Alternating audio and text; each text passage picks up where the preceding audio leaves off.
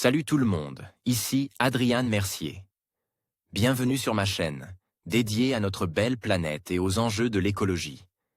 Si vous voulez en apprendre plus sur comment protéger notre environnement et adopter des gestes éco-responsables, pensez à vous abonner pour rester informé. Prêts à explorer ensemble? C'est parti. Bonjour à tous. Dans cette vidéo, je vais vous parler des différents types de sable et de leur composition. Vous découvrirez comment le sable peut varier en fonction de son origine, de sa taille et de ses minéraux. Je vais également vous expliquer pourquoi ces caractéristiques sont importantes, que ce soit pour la construction, l'environnement ou même pour les loisirs. Restez avec moi pour explorer ce sujet fascinant et enrichissant. Il existe plusieurs types de sable selon la composition. Celui des plages françaises est fait de silice car c'est ce qui reste de plus dur après l'érosion des montagnes. Il arrive à la mer par les fleuves. Le sable des plages françaises est composé de silice. L'éovalente, d'épais types de sable de calcaire, de gypse, de silice. Le sable est une substance pulvérulente due à la désagrégation de certaines roches. Le sable peut être de calcaire, aux Maldives par exemple, résultat de fragmentation de coquillages, de gypse. Comme au Mexique par exemple, de silice, comme chez nous, ce qui reste de plus dur après l'érosion des montagnes et qui arrive à la mer par les fleuves, le terme arène désignait du menu sable ou gravier, dont la terre est couverte en certains endroits, et principalement au rivage de la mer et des rivières. Sable avec des grains d'olivine, en Corse. René Jensen, les deux termes, sable et arène, sont synonymes en ce qui concerne la baie d'Arcachon, mais ce n'est pas toujours le cas. Une arène granitique, par exemple, est souvent constituée de petits cailloux et non de sable au sens où on l'entend ordinairement. Du moins la différence est faite en géologie. Du sable de Hollande. René Jensen, expression courante avec le mot sable, sable de mer, de rivière, sable fin, sable noir, gris, blanc, rouge, d'or.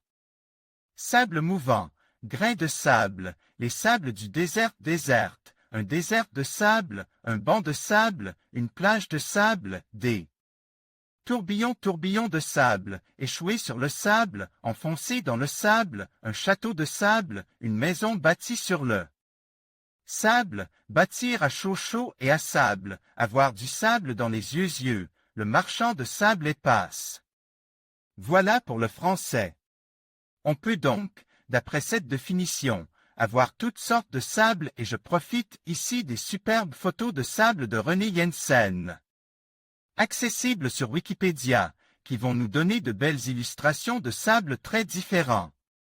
Différence de taille entre le sable de Kafsa, en Tunisie, les petits grains jaunes, et d'Angleterre, le gros grain noir.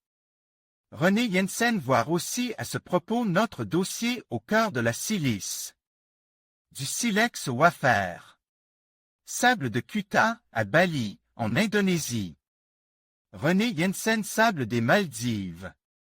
René Jensen sable volcanique et sable de l'Antarctique.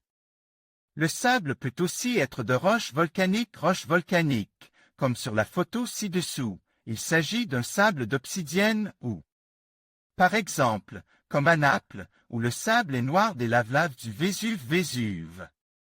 Sable volcanique d'obsidienne sur la plage de Punaluu, à Hawaï.